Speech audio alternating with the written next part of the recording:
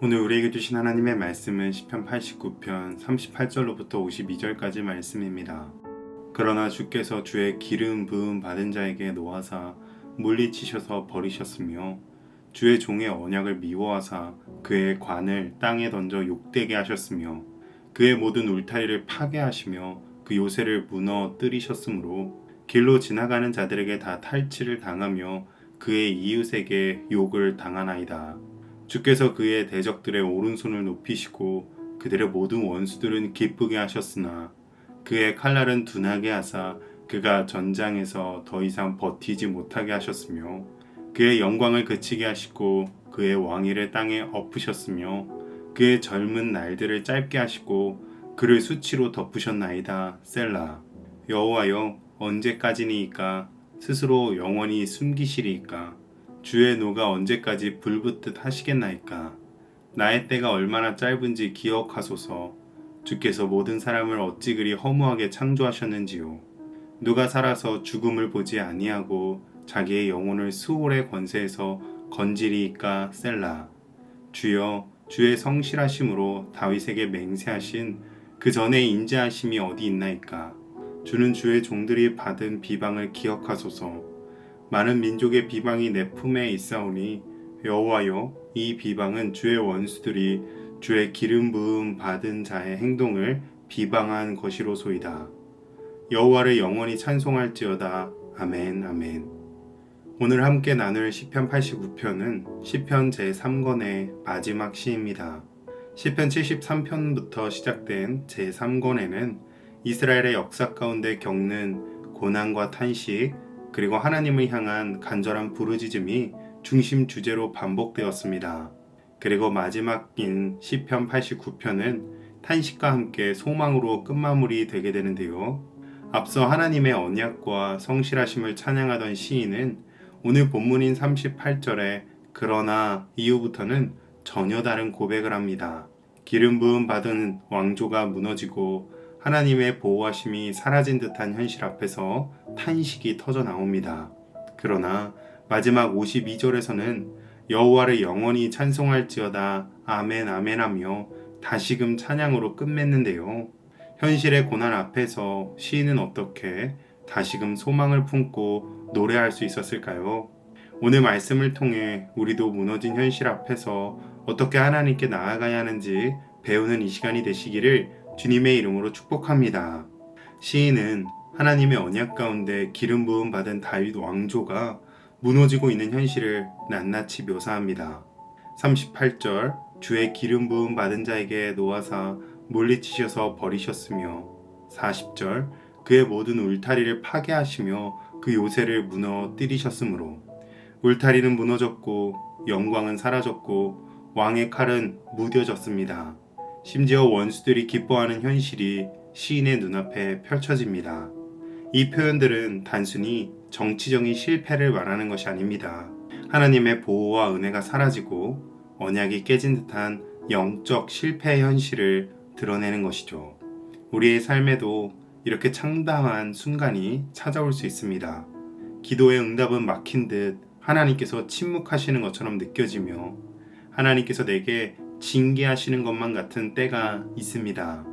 이전에 내가 자랑하고 의지하던 건강과 가정과 신앙, 사업과 관계들, 그 모든 울타리와 요새들이 무너질 수도 있습니다. 하지만 시인은 이런 현실을 부인하거나 회피하지 않습니다. 하나님 앞에 있는 그대로 자신의 현실을 솔직하게 토로합니다. 진정 믿음은 현실을 회피하는 것이 아니라 그 현실 속에서도 하나님 앞에 나아가 엎드리는 것인 줄로 믿습니다. 시인은 이제 하나님의 인자와 성실함을 의지하며 호소하는데요. 여호와여, 언제까지니이까? 스스로 영원히 숨기시리이까? 주의 노가 언제까지 불붙듯 하시겠나이까?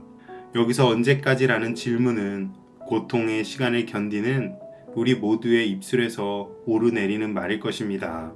나의 때가 얼마나 짧은지 기억하소서.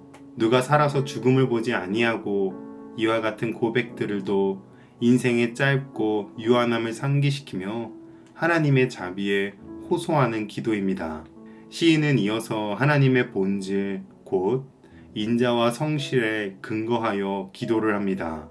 주의 성실하심으로 다윗에게 맹세하신 그 전의 인자하심이 어디 있나이까. 이때의 인자는 원어 헤세드로 친절과 자비를 뜻하고, 성실은 원어 에무나로 신실함과 변함 없음을 뜻합니다. 이런 고백은 89편을 시작하던 1절의 고백과 연결되는데요. 내가 여호와의 인자하심을 영원히 노래하며 주의 성실하심을 내 입으로 대대에 알게 하리이다.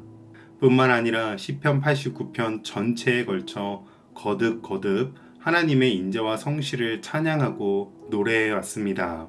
시인이 이렇게 하나님의 인자와 성실을 의지하며 간구하는 이유는 하나님의 인자와 성실이 바로 하나님께서 주셨던 언약을 상징하기 때문입니다. 상황과 환경에 따라 사람은 흔들리고 변할지라도 하나님의 언약은 변하지 않습니다. 그러므로 인자하심으로 용서해 주시고 성실하심으로 언약을 이행하실 하나님께 기도하는 것입니다. 그렇게 시인의 기도는 한탄에서 끝나지 않고 소망의 찬양으로 마무리됩니다. 여호와를 영원히 찬송할지어다. 아멘 아멘. 이것이 바로 믿음의 기도입니다. 눈앞의 현실은 여전히 어둡지만 하나님의 성실하심과 하나님의 인자하심은 변하지 않기 때문에 찬양함으로 나아가는 것이죠. 이처럼 오늘 우리는 시편 89편에서 믿음의 핵심을 발견하게 됩니다. 현실은 무너질 수 있지만 하나님은 무너지지 않으십니다. 우리는 무너지고 흔들리며 변할지라도 하나님의 인자와 성실하심은 영원합니다. 그렇게 우리가 기도할 수 있는 이유는 우리의 상황이 좋아서가 아니라 하나님께서 선하시고 신실하시기 때문입니다. 그러므로 오늘도 혹시 마음이 무너지고 하나님께서 침묵하시며 고난 속에 있는 듯한 시간을 지나고 계시는 분들이 있다면 다시 한번 하나님의 인자와 성실을 의지하여 기도하시기를 주님의 이름으로 축복합니다. 그러면 하나님께서 그 기도를 찬양으로 바꾸어 주실 날이 반드시 올 것입니다. 기도하겠습니다. 주여, 무너진 현실 속에서 흔들리는 마음을 주님 앞에 가지고 나옵니다. 때로는 침묵하시는 주님 앞에 언제까지입니까? 하는 마음이 들기도 합니다. 그러나 주님의 인자하심과 그 성실하심이 영원함을 확신하며 다시 기도합니다. 다윗에게 주셨던 언약을 신실하게 지키신 것처럼 우리에게도 신실하신 주님의 뜻을 이루어 주옵소서. 예수님의 이름으로 기도합니다. 아멘.